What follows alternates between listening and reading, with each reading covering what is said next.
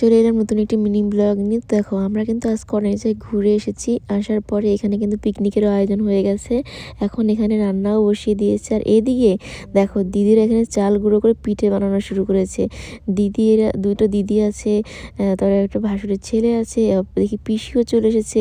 আর এখানে এই দিদি কত সুন্দর সুন্দর করে মালপোয়া বানাচ্ছিল, দারুণ ফুল ছিল। আর ওই দেখো জানাতে দেখা যাচ্ছে ওখানেই কিন্তু হচ্ছে পিকনিক খাওয়া হচ্ছে। তো এখানে দিদিরা পিঠে বানাচ্ছে আর ওখানে দাদারা ভাইরা মিলে হচ্ছে পিকনিকের রান্না করছে। আর হচ্ছে এদিকে দেখো এখন আমরা দেখতে এলাম পিঠে কীরকম হচ্ছে। তো দেখলাম দারুণ হয়েছে। তারপর আমরা এখানে গরম গরম পিঠে খাচ্ছি, কারণ পিঠেটা গরম গরম খেতে বেশি টেস্টি লাগে। আর অনেকের বাসিটা ভালো লাগে, তবে গরমটা আমার বেশি ভালো লাগে।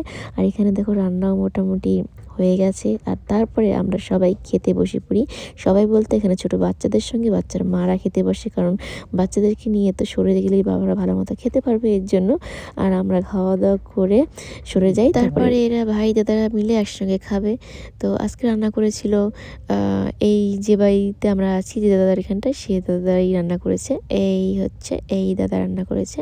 তো চলো আজকের ব্লগটি পর্যন্ত ভালো লাগে লাইক করে দেখাবো নতুন একটি ব্লগে।